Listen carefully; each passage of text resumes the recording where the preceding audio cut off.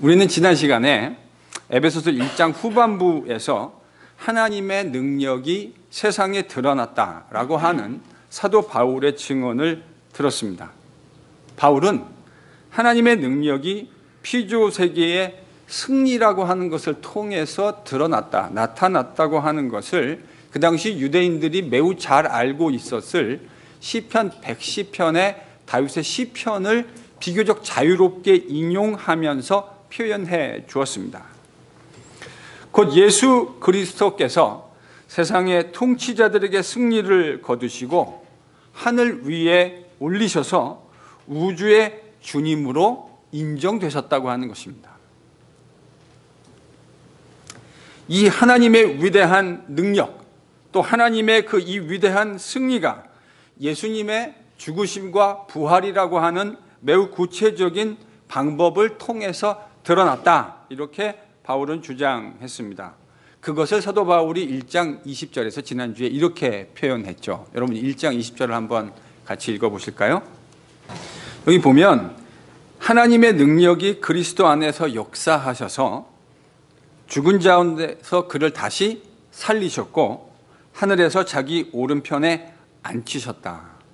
그러니까 바울은 지금 하나님의 능력과 하나님의 승리가 표현된 것을 시편 110편의 언어를 빌려서, 그리고 예수 그리스도의 십자가의 죽음과 부활이라고 하는 것을 같이 엮어서 하나님의 승리를 표현해 주었습니다.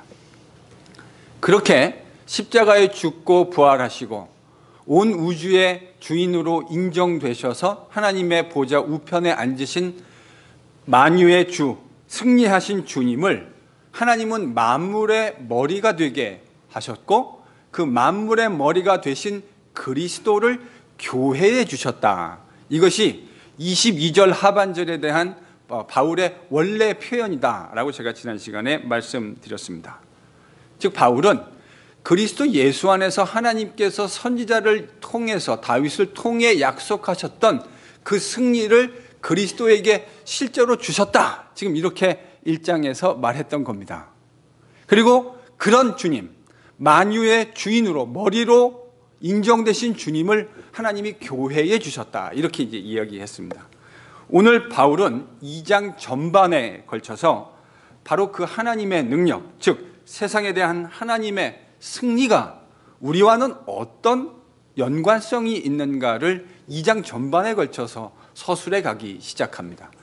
1장은 과거에 하나님께서 그리스도 안에서 이루신 승리를 얘기하고 있다면 그 승리가 과연 오늘날 우리에게 무슨 의미를 가지고 있는가를 바울은 이제 2장에서 하나씩 펼쳐가기 시작합니다. 그런데 바울은 그리스도 안에 있는 하나님의 승리가 우리와 어떤 연관성을 가지고 있는가를 구체적으로 설명하는 과정에서 무엇보다 우리가 이 승리를 누리기 이전에 어떤 상태에 처해 있었는지를 설명하는 것으로 이야기를 시작합니다. 여러분, 이 말이 왜 이렇게 중요할까요? 이게 왜 중요하죠? 그건요, 우리의 상황이 어떠했는지를 제대로 알아야만 하나님이 우리에게 주신 승리가 얼마나 값진 것인지, 그것에 대한 제대로 된 그 가치를, 밸류를 알 수 있기 때문입니다. 여러분 1절을 같이 읽겠습니다. 제가 번역한 1절로 다시 읽어볼까요? 죄와 허물로 인해 죽었던 너희들. 이게 1절이에요. 바울은 이렇게 썼어요. 죄와 허물 때문에, 허물로 인해 죽었던 너희들. 지금 2장 1절이 상당한 의역이라고 하는 것을 알 수 있으실 겁니다. 왜 그러면 개역개정은 이렇게 번역했는가? 5절의 빛에서 1절을 본 거예요. 5절에 보면 뭐라고 되어 있습니까? 그런 너희를 살리셨다. 그러니까 바울이 여기서 의도했던 것도 살리셨다라는 것까지 의도했던 것이 아닌가 해서 이제 이렇게 소급해서 5절의 빛에서 1절을 읽은 겁니다. 그런데 물론 저는 그런 의역이 필요 없다라는 거 아닙니다. 그런 의역이 필요할 때가 있죠. 근데 일단은 직역으로 먼저 읽어봐야 저자가 뭐를 의도했는가를 좀 더 분명하게 알 수 있는 거 아닙니까? 바울은 지금 이렇게 얘기하고 있다고요. 죄와 허물로 인해 죽었던 너희들. 지금 바울이요, 죄와 허물로 이미 죽었다고, 독자들의 상황이 그렇게 죽어 있는 상황이었다고 이야기하고 있습니다. 바울의 워딩을 잘 들어보세요. 죄와 허물로 이제 장차 죽게 될 너희들이 아니라 죄와 허물로 이미 죽었던 너희들. 바울이 지금 이렇게 얘기하고 있다고요. 그러니까 바울에 따르면 지금 독자들은 이미 죽었던 사람들이었다는 말입니다. 여러분 지금 강단 밑에 꽃이 보이시죠? 안 보이세요? 이 꽃이요? 제가 백합을 되게 좋아하는데 이 설교할 때 이 백합 향기가 올라와가지고 되게 기분이 좋아요. 제가 이렇게 숨을 쉴 때마다 이 백합 향기가 그대로 저한테 올라옵니다. 여러분 지금 밑에 이렇게 아름다운 백합 또 여러 가지 꽃들이 어우러져서 아름다운 꽃꽂이가 돼 있잖아요. 지금 이 꽃이 살아 있습니까? 죽어 있습니까? 이것도 우리 투표해야 됩니까? 살아 있는지 죽어 있는지? 살았습니까? 죽었습니까? 살아 있다. 죽었다고 생각하시는 분 안 계세요? 아니 여러분 이거 살았습니까? 죽었습니까? 엄밀하게 말해서 살아있는 듯 보이나 이 꽃들은 죽은 겁니다. 왜 그렇게 말할 수 있죠? 네? 예, 맞습니다. 이 꽃들은 사실은 살아있는 듯 이렇게 아름답게 보이지만 이 꽃은 죽은 꽃들입니다. 왜 우리가 그렇게 생각할 수 있냐면 생명의 근원이 되는 뿌리로부터 분리되어져 있기 때문입니다. 그래서 이게 만약에 땅에 있었으면 더 오래 지속되겠지만 여러분 지금 이렇게 아름답지만요, 여러분 가운데 주일에 한 번 오시는 분은 이 꽃들이 어떻게 없어지는지 잘 모르시죠? 이게 금요일쯤 되면요, 주일날은 이렇게 아름답게 돼 있지만 금요일쯤 되면요 아무런 힘없는 모습으로 잔뜩 시들어 있는 모습을 발견하게 됩니다. 사람도 역시 마찬가지지 않을까요?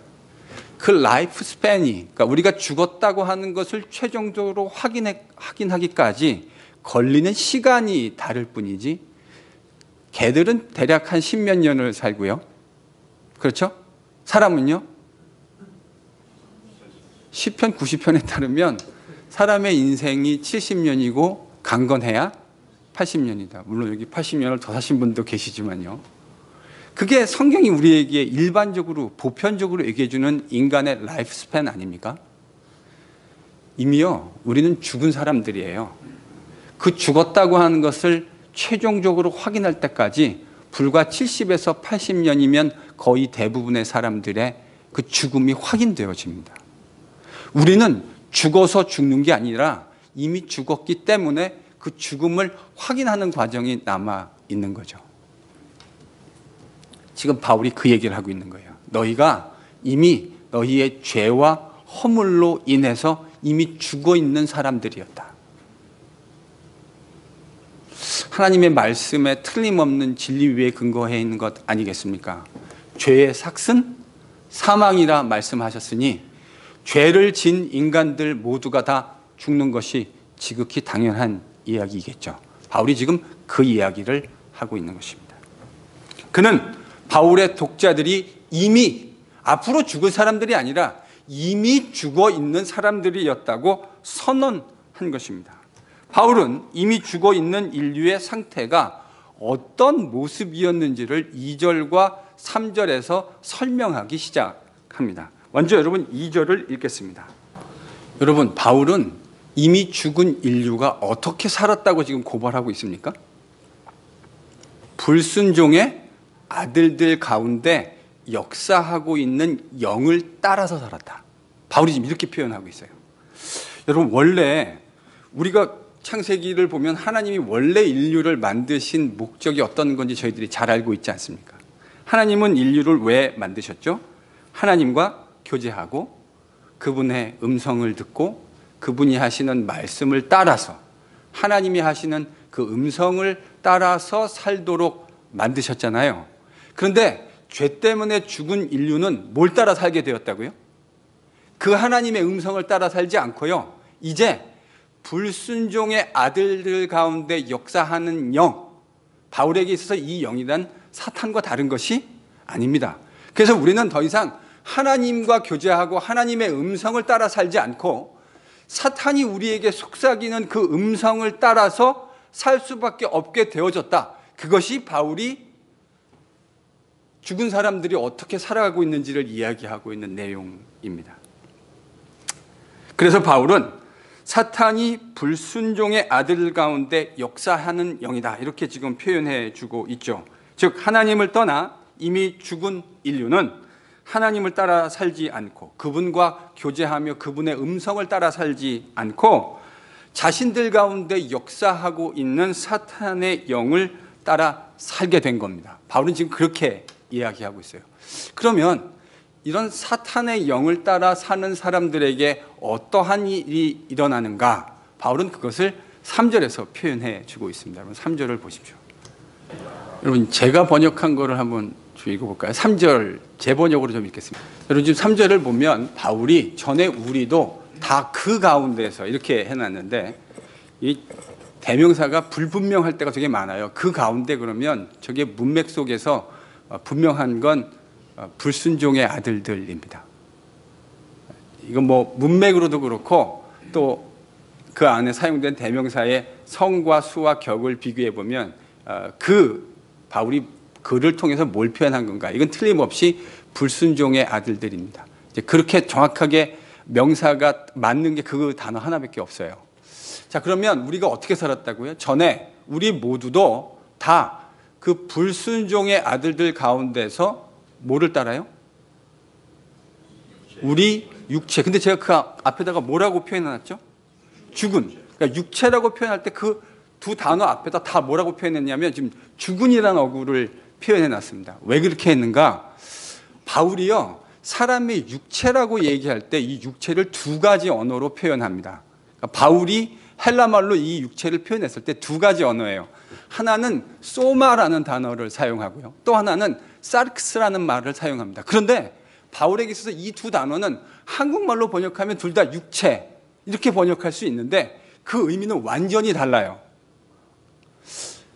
우리가 보통 우리 신체를 나타낼 때 바울은 소마라고 하는 단어를 사용합니다. 그런데 바울이요, 사르크스라고 하는 단어를 사용할 때 그 사르크스라는 말의 그 connotation, 그 안에 담겨져 있는 의미는 항상 어떤 의미냐면 죽어서 썩어버릴 육체라는 의미를 담고 있습니다. 지금 바울이 여기서 육체라고 했을 때 바로 그 사르크스라는 단어를 사용해요. 그러니까 바울은 이렇게 얘기하고 있는 거예요. 너희들이 이전에 다 불순종의 아들들 가운데서 행했을 때에 너희들이 어떻게 행했다고요? 너희 죽을 육체의 욕심을 따라 행했다고요. 너희들이 죽어버릴 그 육체와 마음이 원하는 것, 즉 우리가 원하는 정욕대로 살게 되어졌다. 바울이 지금 이렇게 얘기하는 거예요. 여러분, 죄와 허물로 죽어버린 우리들, 너희들, 근데 죄와 허물로 죽어버린 사람들에게는 하나님을 따라 사는 삶이 아니라 사탄을 따라 사는 삶의 모습들이 등장하고, 그 모습은 어떤 모습으로 등장하냐면 우리 썩어버릴 육체가 원하는 그 정욕을 따라서 살아가는 모습으로 등장한다는 거예요. 이게 지금 바울이 이야기하는 우리의 이전 모습과 운명입니다. 바로 그런 사람들을 바울은 뭐라고 부르냐면 생명 없는 진노의 자녀들이다라고 부르고 있습니다. 이 말도 유대인들에게는 매우 익숙한 표현입니다. 왜 진노의 자녀들이라 얘기했냐면 이런 사람들에게 하나님이 최종적으로 하실 그 심판에서 그들이 진노를 받게 되어져 있거든요. 그러니까 이런 모습으로 사는 사람들은 마침내 뭘 받게 되는 거죠? 하나님의 최종적 심판에서 이제 진노를 받아서 영원한 죽음을 맞이하는 일만 남아 있는 것입니다.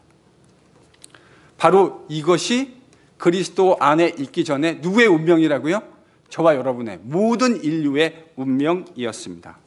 여러분, 근데 바울은 4절에서 대반전을 이야기합니다.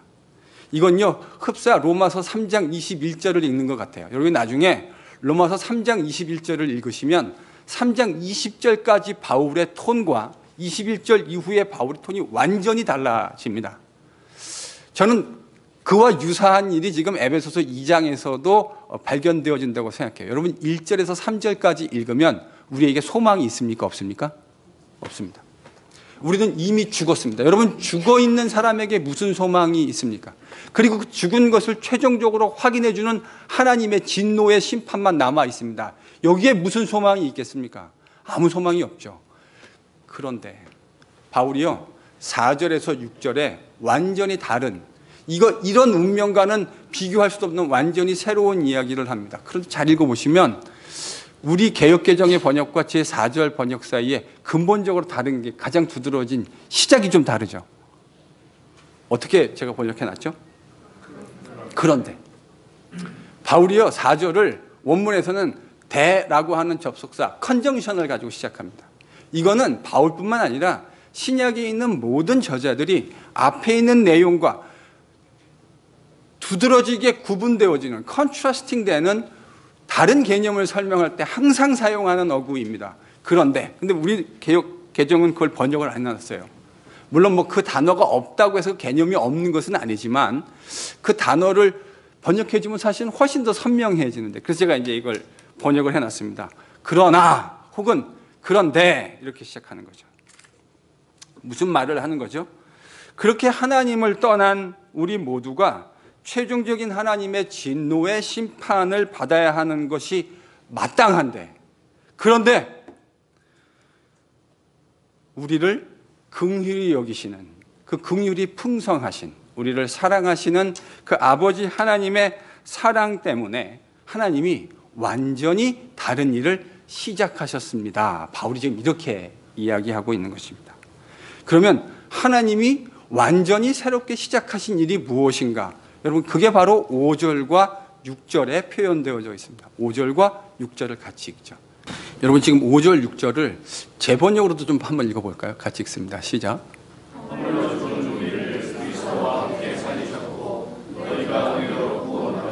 예, 그 부분은 사실은 바울이 쓰기는 썼어요. 근데 여러분 느끼시지만 이거는 괄호 안에 들어가야 될 거죠. 왜냐하면 그걸 없이 논리적으로 그냥 읽어야 훨씬 자연스러워요. 그럼 한번 우리가 빼고 한번 읽어볼까요? 원래는 있어요. 원래는 있는 게 맞는데 한번 빼고 읽어볼까요? 5절, 6절을요. 시작.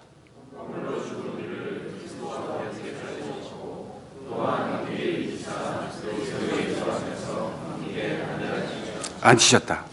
여러분 허물로 죽었던 우리를 그리스도와 함께 살리셨고 또 함께 일으키고 예수 그리스도 안에서 함께 하늘에 앉히셨다. 이게 지금 바울이 성도들에게 일어난 일을 설명하는 가운데 표현되어 있는 방식입니다. 좀 이상하지 않으세요? 만약에 이게 성도들에게 일어난 일이라고 한다면 그 누구한테 일어나야 되는 일이죠? 우리한테. 여러분 나라고 얘기하시네요.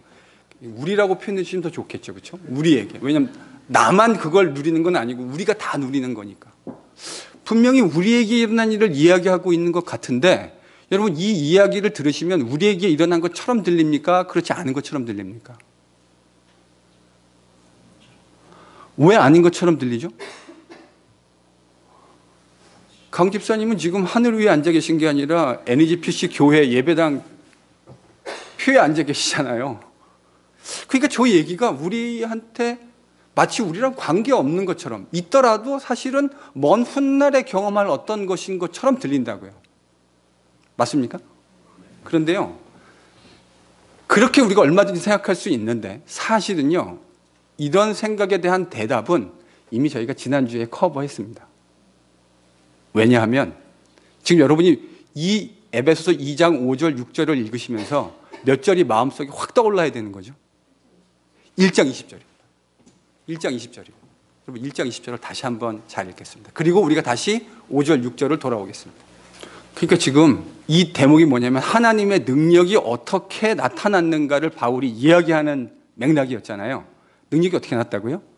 그리스도를 죽은 자 가운데서 다시 살리시고 일으키시고 그리고 그를 하나님의 보좌 오른편에 앉히심으로 나타났다. 그것이 하나님의 능력이고 하나님의 승리였다. 이렇게 바울이 얘기했던 거잖아요. 지난주에. 근데 지금 바울이 우리 안에 일어난 일을 이야기하면서 마치 1장 20절이 생각나게 하는 방식으로 글을 쓰고 있죠. 맞습니까? 그럼 이 말은 무슨 말이죠? 그리스도 안에서 나타난 하나님의 능력, 그 하나님의 영광스러운 승리가 그리스도만의 승리가 아니라 누구의 승리라고 이야기하고 싶은 거죠? 우리의 승리다라고 바울이 이야기하고 싶은 겁니다. 틀림없지 않습니까? 왜 바울이 이렇게 문장을 잘 쓰는 사도 바울이 2장 5절 6절을 1장 20절이 생각나게 하는 방식으로 썼냐면 하나님께서 그리스도 안에서 이루신 능력과 그 승리가 곧 그리스도 예수 안에 있는 하나님의 백성의 능력이며 승리가 된다고 하는 사실을 우리에게 분명하게 보여주기 위해서 바울이 지금 이렇게 기록하고 있는 겁니다. 여러분, 이런 맥락에서 시편 110편은 메시아의 승리를 얘기하고 있습니다. 그것을 인용하는 바울의 에베소서 1장 20절은 그 다윗이 바라봤던 메시아의 승리가 곧 누구의 승리라고 얘기하고 있는 거죠?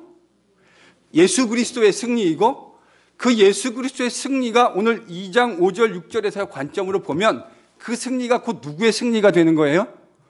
우리의 승리가 된다고 하는 것을 바울이 지금 그런 언어로 표현해주고 있는 거예요.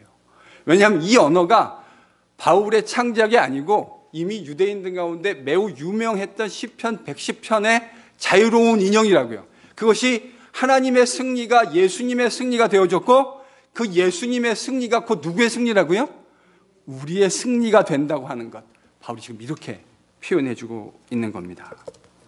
그래서요, 바울이 바로 이 아이디어를 표현해주고 있는데 5절, 6절을 보면 그 아이디어를 바울이 매우 재미나게 표현해주고 있습니다. 저희가 처음 읽었을 때는 이 부분을 별로 강조해서 읽지 않았는데 여러분 5절과 6절을 읽을 때 바울이 제가 볼 때는 만약에 바울이 이 자리에서 5절, 6절을 우리를 위해서 읽어준다고 한다면 저는 바울이 엠퍼시스를 두는 강조점을 두는 단어들이 있을 것이라고 생각합니다. 그거를 생각하시면서 저희들이 5절, 6절을 개역개정으로 한번 다시 읽어볼까요? 5절, 6절.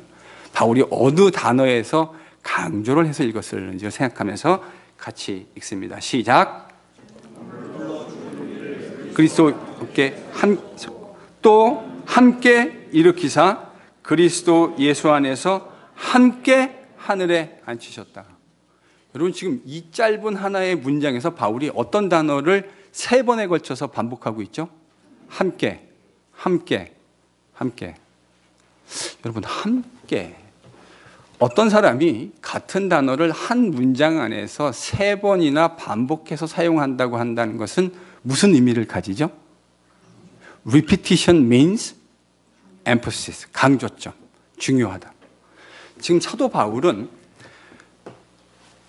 하나님께서 그리스도 안에서 어떤 일을 행하셨는가를 이야기하고 난 후에 그것이 우리에게 어떤 의미를 가지고 있는가를 이야기하면서 그리스도 안에서 행하신 일을 이렇게 설명하고 있다고요. 허물로 죽었던 우리를 그리스도와 함께 살리셨고 또 함께 일으키사 그리스도 예수 안에서 함께 하늘에 앉히셨다. 바울이 지금요 함께라는 단어를 강조해서 반복해서 사용하고 있습니다. 이 말이 무슨 의미일까요? 바울은 지금 이렇게 생각하고 있는 거예요. 그리스도 안에서 일어난 그 일이 바로 하나님의 백성의 일이 되었다는 겁니다. 그리스도께서 겪으셨던 모든 일들이 사실은 우리가 겪어야 할 일이었는데 이제 우리가 예수를 구주로 고백할 때 실제로 우리 안에서 우리는 그리스도와 함께 여러분 제가 오늘 띄었으면 대답을 해주셔야죠.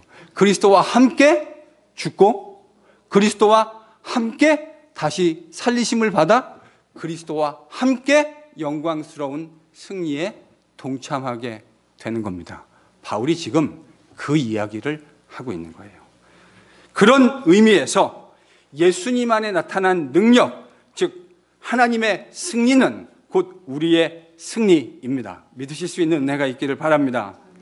그리스도 예수 안에 있는 하나님의 승리, 그것이 우리에게 무엇을 의미합니까? 우리가 죄인이란 사실을 하나님 앞에 고백할 때, 그리고 우리의 소망이 예수 그리스도 한 분에게만 있다는 사실을 고백할 때, 우리가 그리스도와 함께 십자가에서 죽고 그리스도와 함께 영광스러운 부활에 동참하고 그리스도와 함께 새로운 피조물로 지어져서 하나님의 승리를 경험하게 되어지는 그런 일을 경험하게 된다고 하는 것입니다. 여러분, 우리가 예수를 구주로 고백할 때 바로 그와 같은 일들이 일어난 겁니다. 눈으로 볼 때, 우리의 육체적인 눈으로 볼 때는 아무 일도 일어난 것 같지 않죠. 그런데 우리가 예수를 구주라고 고백했을 때, 그때 우리는 이미 그리스도와 함께 십자가에 못 박혔고, 그리스도와 함께 십자가에서 부활했고, 그리스도와 함께 새로운 창조의 피조물이 되어서 하나님의 영광스러운 승리와 통치를 경험하는 하나님의 백성이 된 줄로 믿습니다. 믿으실 수 있는 은혜가 있기를 바랍니다. 옆에 있는 분에게 이렇게 고백해 주십시오. 당신은 이미 예수님의 새 생명을 가진 사람입니다. 당신은 이미 새 창조의 피조물입니다. 여러분, 우리가 그리스도를 구주로 고백했을 때 이것이 우리 안에 미스테리어스하게 발생한 사건입니다. 우리는 죽어서 나중에 하나님의 생명에 참여하게 되는 것이 아닙니다. 이미 그리스도 예수 안에서 그리스도와 함께 십자가에 죽고 그 십자가로부터 다시 부활해서 하나님의 새로운 피조물로 이미 지어졌고, 그 하나님의 새로운 피조물의 영광을 위해서 살아가는 존재가 되었다는 거예요. 그것이 그리스도 예수 안에서 일어난 하나님의 복음의 능력이 무엇인지를 얘기하는 사도 바울의 복음 이야기의 핵심입니다. 여러분, 그 일이 지금 우리에게 일어난 거예요. 사랑하는 성도 여러분, 이와 같은 하나님의 능력, 하나님의 승리가 우리에게 무엇을 의미하는지를 설명하고 있는 이 바울의 이야기를 듣고 나서 우리가 이 자리에서 마땅히 고민하고 생각해야 할 것이 무엇일까? 전 여러 가지가 있을 것이라 생각합니다. 아주 많은 것들을 저희들이 고민해야 한다고 생각합니다. 그런데 오늘은 설교니까 딱 두 가지만 여러분과 함께 묵상하려고 합니다. 첫 번째로 지금 7절에서 제 번역을 좀 읽어주시죠. 7절. 바울이 1절에서 3절, 4절에서 6절 비참한 운명, 그것을 바꿔놓으신 하나님의 기이한 능력, 하나님의 승리가 무엇인지를 우리와 관련된 언어로 이야기해 주시고 난 후에 사도 바울이 여러분 7절에서 뭐라고 하는지 같이 읽겠습니다. 바울이 지금 하나님이 이렇게 하신 이유, 이런 어마어마한 처참한 운명에 있는 우리들을 살리셔서 영광스러운 그리스도의 승리에 동참하게 하신 그 이유가 뭐라고 설명합니까? 하나님의 은혜가 얼마나 크신지 앞으로 오고 오는, 다가오는 여러 세대에 나타내 보이시기 위함이다. 이렇게 이야기합니다. 하나님이 이런 일들을 통해서 하나님의 은혜가 얼마나 크신지를 우리에게 나타내 보이기를 원하셨다고 한다면, 여러분, 우리가 마땅히 해야 할 일이 무엇일까요? 그 은혜가 얼마나 크신 것인가를 저희들이 묵상해야 하지 않겠습니까? 아니, 아버지는 이 기막힌 하나님의 은혜가 얼마나 크신지를 우리로 하여금 알게 하기 위해서, 그것을 보여주기 위해서 이 일을 하셨다고 한다면, 여러분, 그의 자녀는 마땅히 뭘 해야 되는 거죠? 그거를 묵상하고 감사해야 되는 거죠. 여러분, 제가 제일 기분 나쁠 때가 언제인지 아십니까?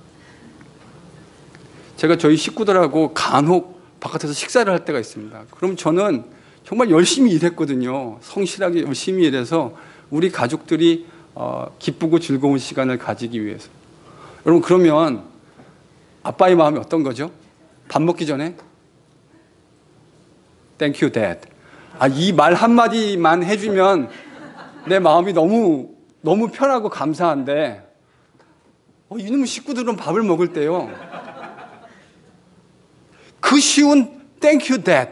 딱 3sentence입니다. 3word입니다. 한 문장으로 이루어진 그 말을 해주지 않아요.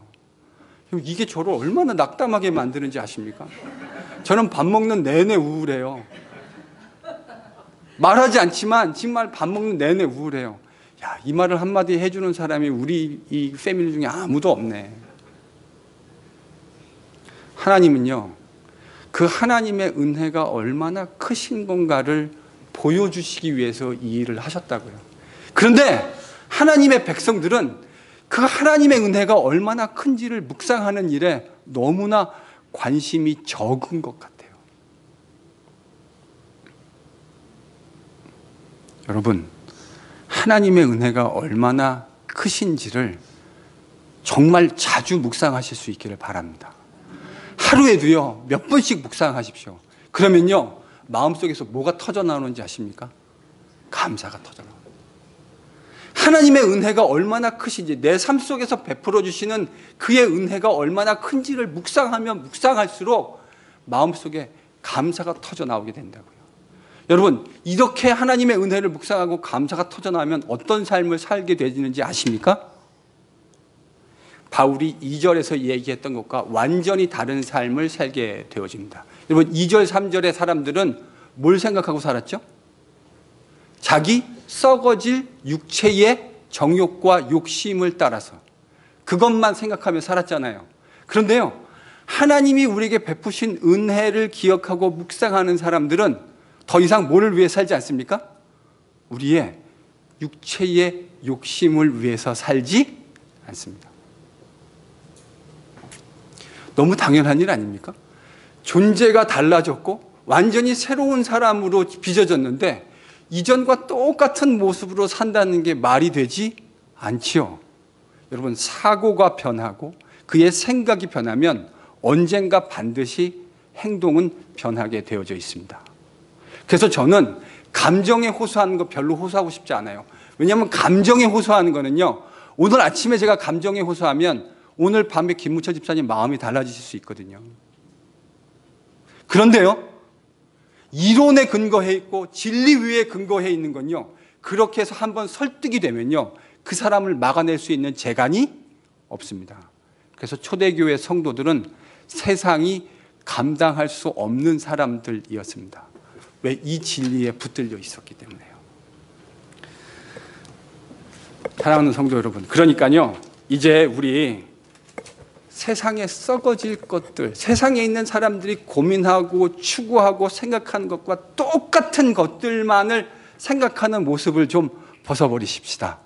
그리고 하나님께서 우리에게 분명하게 심어 놓으신 새 창조의 피조물답게 하나님 나라의 일들을 꿈꾸고 그것들을 위해서 살아가겠다고 결단하고 다짐할 수 있는 시간이 될 수 있기를 바랍니다. 옆에 있는 분에게 이렇게 고면하십시오. 하나님 나라의 일들을 꿈꾸며 삽시다. 여러분, 정말 그런 일들이 이루어지기를 기도합니다. 하나님 나라의 일들을 꿈꾸며 사십시오.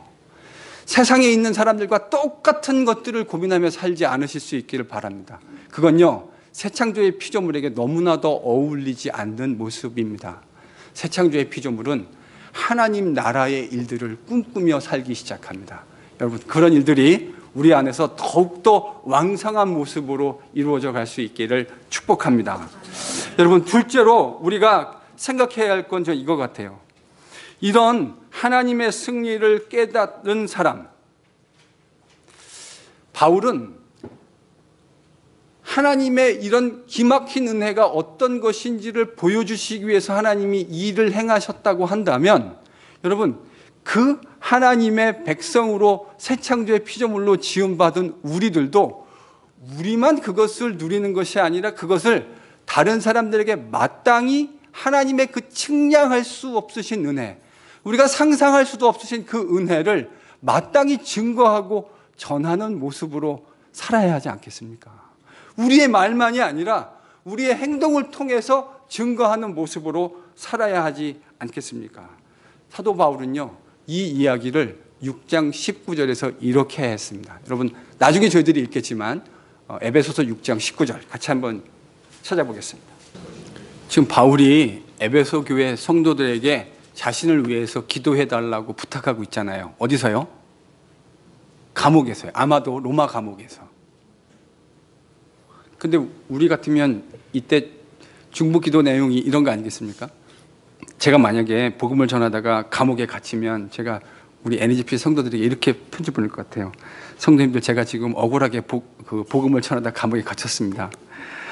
제가 빨리 여기서 나갈 수 있도록 기도해 주십시오. 아마 저는 거의 틀림없이 그런 내용도 기도 제목에 포함시킬 것 같습니다. 그런데 오늘 사도 바울이 뭐라 그러냐면 자기를 이 감옥에서 나올 수 있게 해달라 그렇게 기도 부탁했습니까? 아닙니다. 그는 어떠한 상황에 처하든지 새 창조의 자기가 지금 설명하고 있는 그 복음의 서술에 합당하게 내가 어떤 모습으로 처해 있든지, 실제 바울의 삶은 늘 그랬어요. 여러분이 빌립보서라든지 바울의 여러 편지를 보면 바울은 투옥되는 상황마저도 복음을 전하는 기회로 적절하게 활용했던 것 같습니다. 그래서 나중에는요, 그 투옥됐기 때문에만 복음을 전할 수 있는 대상들에게 복음을 전합니다. 바울이 지금 뭐라 그러냐면 나를 위하여 너희들이 기도해 줄 것은, 구할 것은 내게 말씀을 주사 나로 입을 열어 뭘 전하게 해달라고요? 지금 자기가 이 에베소에서 설명하고 있는 이 복음의 비밀을 담대히 증거할 수 있게 해 주십시오. 그렇게 기도해 주십시오. 여러분, 이게 하나님의 복음의 비밀이 무엇인지 깨달은 자의 마땅한 태도 아니겠습니까?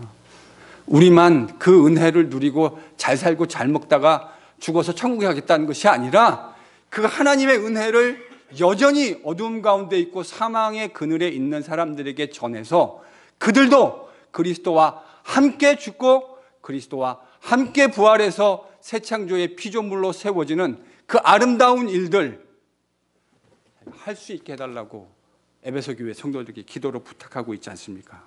여러분, 우리는 그리스도와 함께 죽고 부활해서 하나님의 새 창조의 피조물로 이 기막힌 새 생명을 누리는 삶을 얻게 되었습니다. 그렇다고 한다면 이 기막힌 하나님 나라의 복음의 비밀을 우리 주변에 있는 이 하프 지역에 있는 많은 사람들, 또 그리고 땅 끝에 있는 주의 많은 백성이 될 수 있는 사람들을 생각하며 그들에게 여러분 우리가 마땅히 증거하는 모습으로 살아야 하지 않겠습니까? 그러니까 여러분 옆에 있는 분에게 이렇게 도전하십시오. 이 복음의 비밀을 전하는 자로 살아가십시다. 당신만 그렇게 사시는 것이 아니라 우리 함께 그렇게 그 복음의 비밀을 우리 주변에 있는 사람들, 때를 얻든지 못 얻든지 최선을 다해서 전하고 또 그들에게 우리와 같은 이 하나님의 백성이 되는 영광스러운 이 하나님의 승리를 누리는 그런 귀한 복들을 여러분 같이 누려야 하지 않겠습니까? 여러분 두 가지를 같이 결단하고 결심할 수 있는 그런 시간이 됐으면 좋겠습니다. 이제 이런 새 생명을 얻는 하나님의 승리에 동참하는 새로운 피조물이 되었으니 이제 내 인생 하나님 나라의 일을 꿈꾸며 살겠습니다. 그리고 그 하나님께서 우리에게 이루신 그 귀한 복음의 비밀을 증거하는 하나님의 사람으로 살겠습니다. 이 귀한 결단이 우리 가운데 이루어질 수 있기를 바랍니다. 그런 귀한 일 우리 NGCPC 가운데 충만하게 일어날 수 있기를 예수 그리스도의 이름으로 간절히 축원합니다. 기도합니다.